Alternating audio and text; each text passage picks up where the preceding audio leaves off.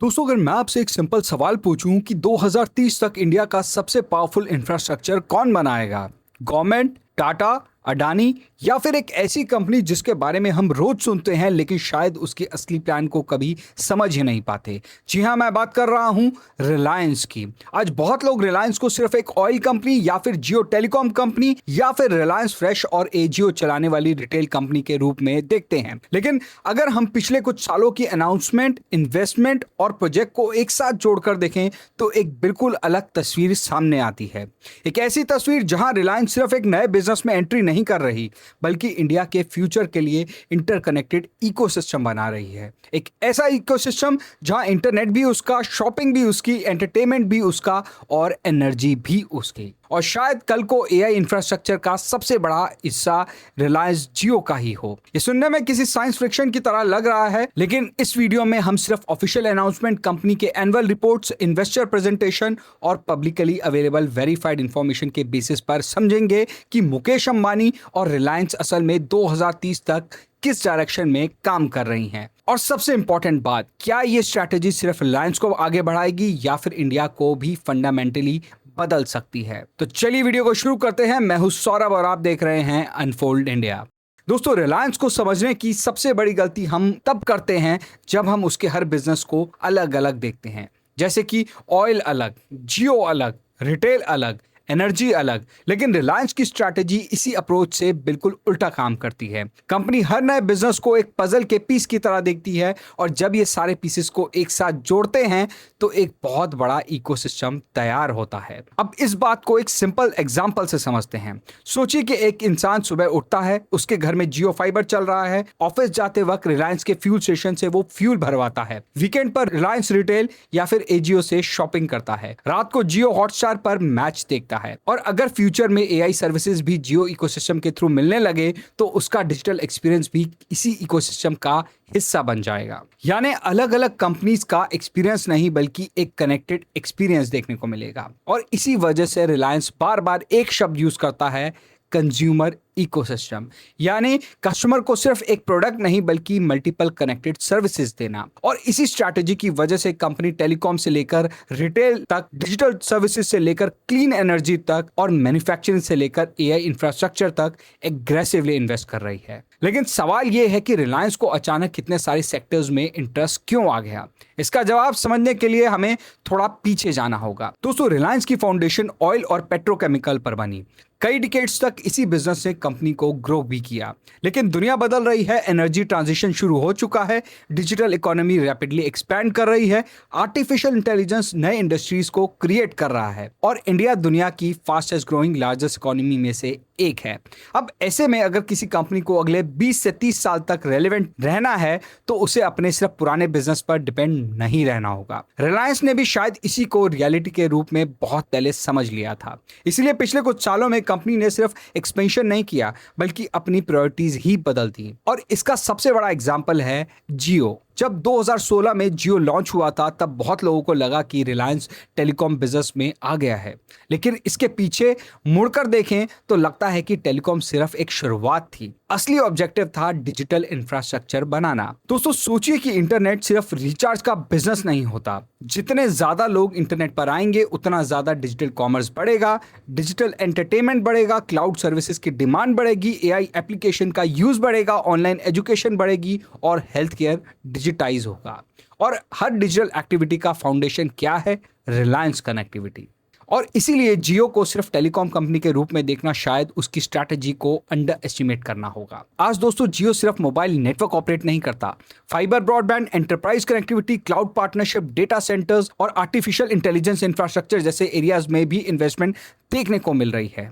Recent AGMs में रिलायंस ने AI को अपने फ्यूचर प्रायोरिटीज में क्लियरली हाईलाइट किया है। कंपनी का फोकस सिर्फ एआई को यूज करना नहीं है बल्कि इंडिया के लिए एक AI ready digital infrastructure develop करना भी है। यहाँ एक इंटरेस्टिंग चीज समझना बहुत जरूरी है। हर कंपनी चैट जीपीटी जैसा एआई मॉडल बनाना जरूरी नहीं समझती। कई बार ज्यादा पावरफुल स्ट्रैटेजी होती है इंफ्रास्ट्रक्चर बनाना।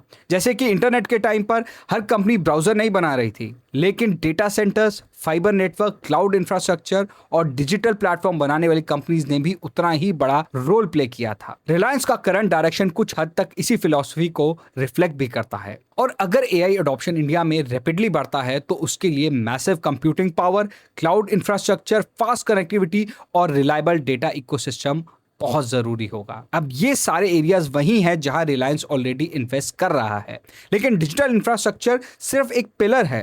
रिलायंस का दूसरा और इक्वली इंपॉर्टेंट पिलर है रिटेल, और यहीं से कंपनी का इकोसिस्टम और भी इंटरेस्टिंग हो जाता है, क्योंकि अगर जियो लोगों को ऑनलाइन लाता है तो रिटेल उन लोगों तक प्रोडक्ट पहुंचाता है। और जब डिजिटल और रिटेल एक साथ काम करते हैं तब बिजनेस सिर्फ प्रोडक्ट बेचने तक लिमिटेड नहीं रहता, बल्कि कस्टमर रिलेशनशिप कई सालों तक कंटिन्यू रह सकती है। और इसी रिटेल स्ट्रैटेजी के पीछे रिलायंस का विजन क्या है और अमेजन से ये कितना अलग होगा, ये समझना बहुत जरूरी है। रिलायंस रिटेल को अगर सिर्फ एक सुपरमार्केट चेन समझा जाए तो शायद हम उसकी स्ट्रैटेजी का सिर्फ एक छोटा सा हिस्सा ही देख रहे होंगे। आज रिलायंस रिटेल के पास ग्रोसरी स्टोर्स हैं, फैशन ब्रांड्स हैं, इलेक्ट्रॉनिक स्टोर्स हैं, होलसेल नेटवर्क है, ई-कॉमर्स प्लेटफॉर्म्स हैं और हजारों सप्लायर्स और मैन्युफैक्चरर के साथ डायरेक्ट रिलेशनशिप है। लेकिन असली गेम सिर्फ स्टोर्स की नहीं है, असली गेम है सप्लाई चेन की। अगर कोई प्रोडक्ट फैक्ट्री से निकलकर कस्टमर के घर तक पहुंचता है तो उसकी पूरी जर्नी में कितने लोग इन्वॉल्व होते हैं, जैसे कि manufacturer, warehouse, transport, distributor, retail outlet, online platform और फाइनली कस्टमर। रिलायंस पिछले कुछ सालों से इसी चेन को स्ट्रेंथन करने के लिए इन्वेस्टमेंट कर रहा है और इसी वजह से कंपनी ऑफलाइन और ऑनलाइन रिटेल को अलग अलग बिजनेस की तरह नहीं बल्कि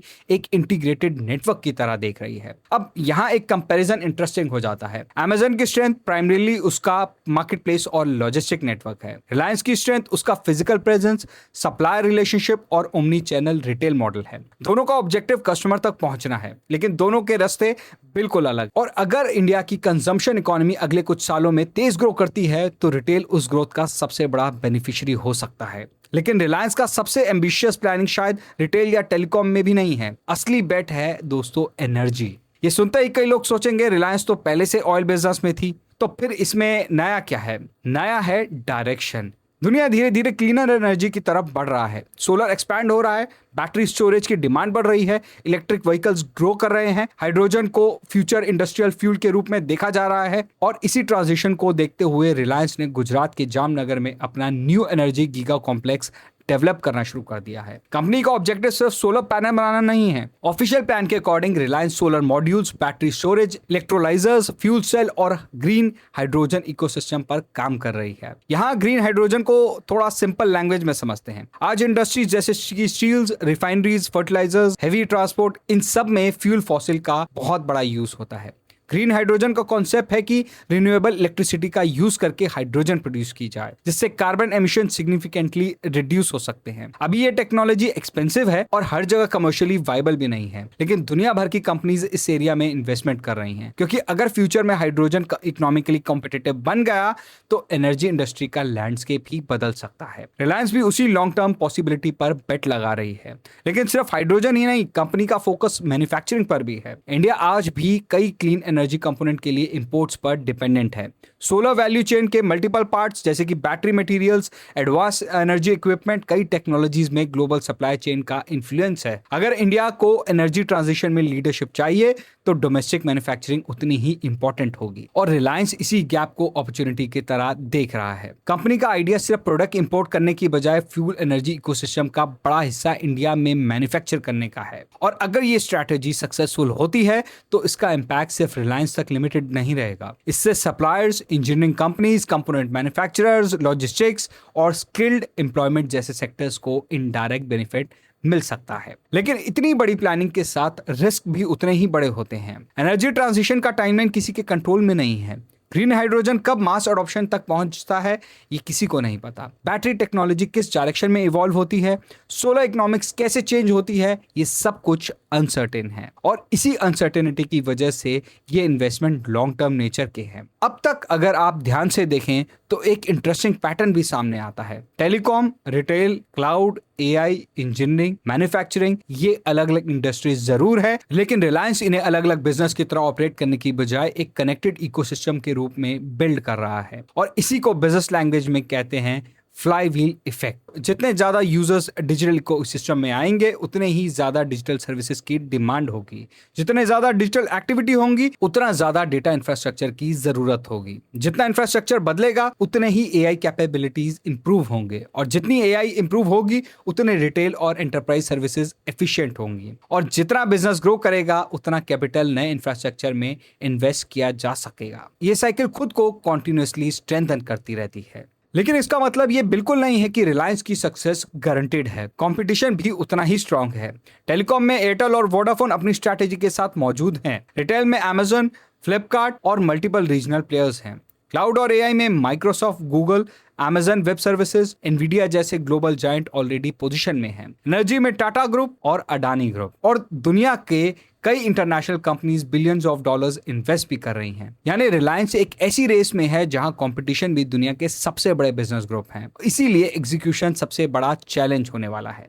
और एक और पॉइंट समझना भी जरूरी है, जितना बड़ा इकोसिस्टम बनता है उतनी ही रेगुलेटरी स्क्रूटनीज भी बढ़ती हैं। Competition laws, data privacy, digital regulations, energy policies, environmental approvals, हर एरिया में कंप्लायंस इक्वली इंपॉर्टेंट होगी। और इसी वजह से फ्यूचर सिर्फ इन्वेस्टमेंट से डिसाइड नहीं होने वाला। एग्जीक्यूशन और रेगुलेशन दोनों इक्वली इंपॉर्टेंट रोल प्ले करेंगे। लेकिन एक बात से शायद हम में से बहुत लोग डिसएग्री करेंगे कि पिछले 10 सालों में रिलायंस ने अपनी आइडेंटिटी कंप्लीटली ट्रांसफॉर्म कर दी है। एक ट्रेडिशनल ऑयल कंपनी से एक डाइवर्सिफाइड टेक्नोलॉजी, रिटेल, डिजिटल और एनर्जी फोकस कॉन्ग्लोमरेट की तरह बहुत सिग्निफिकेंट रहा है। और अगर कंपनी अपने अनाउंस प्रोजेक्ट का सब्सटेंशियल हिस्सा सक्सेसफुली एग्जीक्यूट कर लेती है तो 2030 तक रिलायंस का रोल सिर्फ एक कॉर्पोरेट ग्रुप की तरह नहीं होगा, बल्कि ये इंडिया के डिजिटल और इंडस्ट्रियल इंफ्रास्ट्रक्चर के मेजर पिलर्स के रूप में भी देखा जाएगा। लेकिन इसका फाइनल आंसर आज किसी के पास नहीं है, क्योंकि 2030 का इंडिया सिर्फ रिलायंस डिसाइड नहीं करेगा। टेक्नोलॉजी करेगी, कंपटीशन करेगा, गवर्नमेंट पॉलिसीज करेंगी, ग्लोबल इकोनॉमी करेगी, और सबसे इंपॉर्टेंट इंडिया का कंज्यूमर करेगा। एक बात जरूर क्लियर है कि मुकेश अंबानी का फोकस सिर्फ अगला क्वार्टर या फिर अगला फाइनेंशियल ईयर नहीं है। रिलायंस जिस स्केल पर digital infrastructure, retail, artificial intelligence, manufacturing और न्यू एनर्जी में इन्वेस्ट कर रहा है, वो एक लॉन्ग टर्म प्ले को इंडिकेट करता है।